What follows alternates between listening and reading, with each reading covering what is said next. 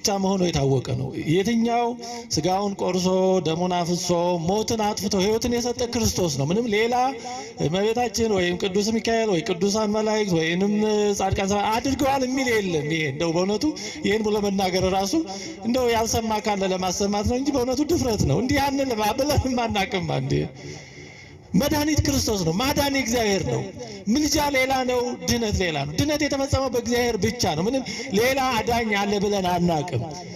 ግን በእውነቱ ይሄ የማጭበርበር ጠባይ ስላላቸው በጣም ያሳዝናል። ስነ ልቡናዊ ጨዋታ ነው የሚጫወቱት እና ምን ይላሉ? ለምሳሌ ኢየሱስ ብቻ በቂ ነው ይላሉ። እኛ አይበቃም ብለናል። የቅዱሳን ምልጃ ያስፈልገው ድንግል ማርያም መድኃኒት ናት። ምልጃ ጸሎት የሚባለው እኮ አይ የኢየሱስ ማዳን ስለማይበቃ በቅዱሳን ጸሎት እንደግፈው ብለን አይደለም እኮ እንዲህ ያልተባለውን።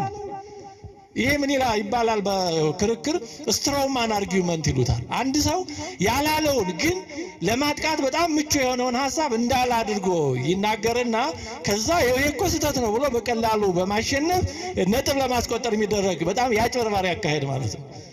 ኢየሱስ ክርስቶስ አይበቃም የሚል ኦርቶዶክሳዊ የለም፣ ኖሮም አያውቅም። እንዲህ ካለ ኦርቶዶክሳዊ አይደለም።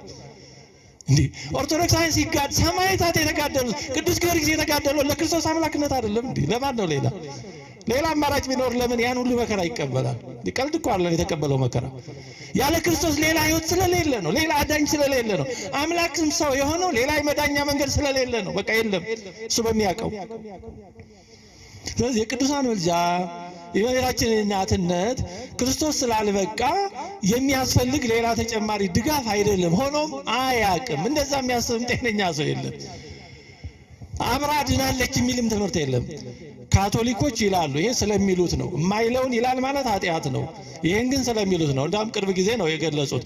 ኮሪሜድሪክስ ይሏታል። አብራ ድናለች የሚሉት ነገር አለ። እንግዲህ ማብራሪያው ምናልባት ውስጡ ስንገባ እኛ የምንለውን ለማለት ሊሆን ይችላል፣ አናቅም። እንግዲህ አንድ ነገር ያለው ማብራሪያው ላይ ስለሆነ ግን እንደዛ እኛ ግን ይሄንንም አንልም። አብራ ድናለች እንደዚህ የሚባል ነገር የለም። ማዳን የክርስቶስ ብቻ ነው። ይሄን በደንብ አስረግጠን እንደው ያልሰማ ካለ ይሄ የታወቀ ነገር አስረግጠን መያዝም አለብን። ሌላ ሁለተኛ ሶስተኛ የለም። ስጋውን ቆርሶ ደሙን አፍሶ ወደ መቃብር ወርዶ ከዛ ተነስቶ ያዳነ ክርስቶስ ብቻ ነው። ሌላ አማራጭ የለውም። ግን በዚህ ውስጥ የሰው ድርሻ ምንድነው? የእመቤታችን ድርሻ የሚመጣው በዚህ ውስጥ ነው። ሰውን ሳያሳትፈው እግዚአብሔር ያደረገው አንድ ነገር ብቻ ነው። እሱ ምንድነው? መፍጠር ነው። እኛም ሳንኖር ሊጠይቀን አይችልም። አይ ልፍጠራችሁ እንዴት አድርጎ ሳንኖር እንዴት ይጠይቀን? ብትፈጠሩ ይሻላል ሊለን አይችልም። እሱ ግን ባወቀ ብንፈጠር እንዲሻለን አውቆ ያም ሁሉን አዘጋጅቶ በእውነቱ እግዚአብሔር